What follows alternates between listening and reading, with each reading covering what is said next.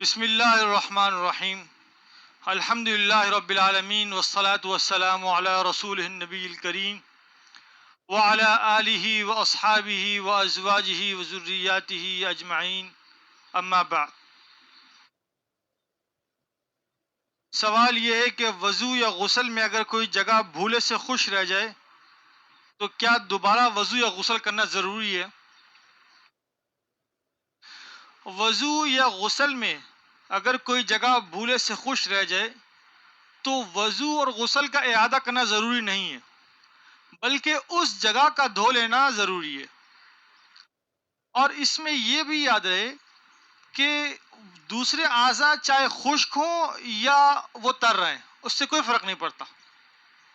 مثلا وضو کیا یا غسل کر لیا، کافی دیر کے بعد یاد آیا کہ میرا وضو کا یہ وضو خشک رہ گیا تھا، تو باقی اعضاء تو اب خشک ہو گئے سارے، تو اب جا کر سے اس وضو کو جا کر تر کر لے اور دوبارہ پورا وضو کرنے کی یا دوبارہ غسل کرنے کی ضرورت نہیں ہے۔ ہاں، اس دوران اگر کسی شخص نے نماز پڑھی ہے، فرض نماز پڑھی ہے، تو نماز کا اعادہ کرے گا، فرض نماز کا اعادہ لازمی کرے گا۔ محیط حلبی کبیر میں ہے وَيُعِيدُ مَا صَلَّى إِن كَانَ فَرْضًا، کہ اگر فرض نماز پڑھی تھی تو اس نماز کو لوٹانا پڑے گا، لیکن اگر نفل پڑھی کسی نے اس دورانیے میں تو نفل کے اعادے کی ضرورت نہیں ہے۔ اس میں ایک تھوڑا سا فرق ہے، وہ فرق یہ ہے کہ جو فرض نماز تھی وہ فرض نماز پہلے سے اس کے اوپر فرض تھی، اور نماز کی شرائط جیسا وضو ہے یا اگر غسل کی ضرورت تھی تو غسل تھا اس کے اوپر، تو غسل اور وضو تو تھا ہی نہیں، تو گویا کہ اس نے فرض نماز پڑھی ہے بغیر وضو کے، بغیر طہارت کے، تو فرض نماز تو نہیں ہوئی، تو جو پہلے ضروری تھا وہ اب بھی ضروری ہے۔ لیکن نفل کا اعادہ کیوں ضروری نہیں ہے؟ تو یہ یاد رہے کہ نفل کا قاعدہ یہ ہے کہ نفل اگر صحت کے ساتھ، شرائط کے ساتھ شروع کی جائے، یعنی باوضو ہو کر، پاک صاف ہو کر نفل شروع کی جائے، پھر نفل توڑ دی جائے یا کسی وجہ سے، کسی عذر سے نفل ٹوٹ جائے، تو اس کا اعادہ ضروری ہے۔ لیکن یہاں یہ شخص جو جس کا جسم کا کوئی وضو خشک رہ گیا تھا، اس کا تو وضو ہی نہیں تھا، یہ تو پاک ہی نہیں تھا، تو نفل کی شرائط ہی نہیں پائی گئی، گویا کہ یہ اس شخص کی طرح ہو گیا کہ جس نے نماز نفل پڑھی نہیں ہے۔ جس نے نفل نماز نہیں پڑھی تو اس پر کوئی نفل کا اعادہ بھی نہیں ہے۔ تو یہ ان دو میں فرق ہے، نفل میں اور فرض میں۔ فرض کا اعادہ کرے گا اور نفل کے اعادے کی ضرورت نہیں ہے۔ اسی طرح ایک سوال یہ ہے کہ جو وضو جنازے کے لیے کیا جائے، کیا دوسری عبادت بھی اس سے کی جا سکتی ہیں؟ جی بالکل کی جا سکتی ہیں۔ جو وضو جنازے کے لیے کیا جائے اس سے دوسری نمازیں، تلاوت، سب کچھ کیا جا سکتا ہے، کوئی اس میں حرج نہیں ہے۔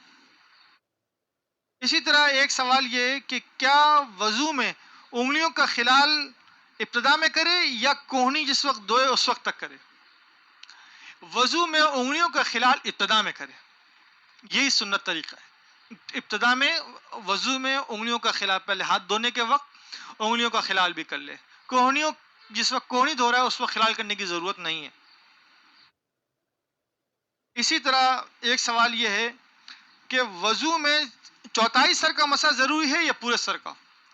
تو یاد رہے کہ حنفیہ کے نزدیک وضو کا سر کا چوتھائی حصے کا مسح کرنا فرض ہے اور پورے سر کا مسح کرنا سنت ہے۔ اگر کوئی شخص پورے سر کا مسح کرتا ہے تو فرض اور سنت دونوں ادا ہو جائیں گے، اور اگر کسی نے جلدی میں محض چوتھائی سر کا مسح کیا ہے تو فرض تو ادا ہو جائے گا، وضو ہو جائے گا، جو عبادت وغیرہ کی ہیں وہ ہو جائیں گی، البتہ سنت کا ثواب اس کو نہیں ملے گا۔ اسی طرح ایک سوال یہ کہ کیا گردن کے مسح کے بعد انگلیوں کا خلال ثابت ہے؟ نہیں، گردن کے مسح کے بعد انگلیوں کا خلال ثابت نہیں ہے۔ یہ جو لوگ کرتے ہیں یہ غلط ہے، اس کو ترک کر دینا چاہیے۔ یہاں اسی طرح ایک سوال ہے کہ بواسیر کے مسوں سے جو رطوبت نکلتی ہے کیا وہ نجس اور ناقض وضو ہے؟ یہ بہت اہم سوال ہے یہ، تو اس کا جواب بھی ذرا اچھی طرح سمجھ لیا جائے کہ عموماً اب تو ویسی صحت رہی نہیں ہے، اکثر یہ مرض بہت ساروں کو پیش آتا ہے اور یہ مسائل بھی بہت ساروں کو پیش آتے ہیں.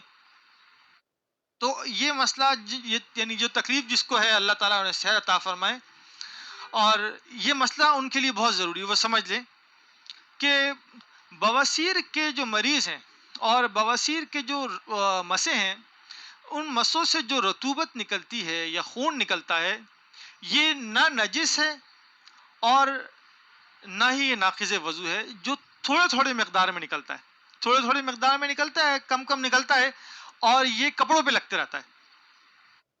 تو بعض اوقات ان کو یہ شک ہوتا ہے کہ ہمارا وضو نہیں رہا، یا ہمارا وضو کرتے ہیں بار بار وضو ٹوٹ جاتا ہے. تو در مختار میں مفتابی قول کے مطابق یہی ہے کہ یہ نہ یہ نجس ہے اور نہ یہ ناقض وضو ہے جو تھوڑا تھوڑا نکلتا ہے اور کپڑوں کو لگ جاتا ہے.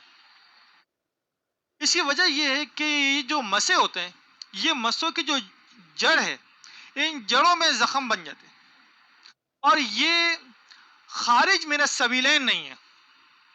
اور فقہاء نے لکھا ہے کہ جو خارج من السبیلین ہوں، ان سے اگر کوئی اس سے وہ ناقض وضو ہے، مثلا بول و براز ہے یا ری خارج ہو گئی ہے، تو یہ سب ناقض وضو ہے. لیکن یہ جو مسوں کی جڑیں ہوتی ہیں، یہ حوالی مقد ہے. اس وجہ سے اس کا حکم عام زخم کے جسم کے دوسرے زخم کے جیسا ہی ہے، تو جس سے ہلکا ہلکا خون یا پیپ رستا ہے اور کپڑوں کو لگتا ہے، تو وہ نہ نجس ہے اور نہ ہی ناقض وضو ہے. تو لہٰذا جو نمازیں وغیرہ وہ پڑھتے ہیں وہ اس میں پڑھتے رہیں. صدق اللہ العظیم.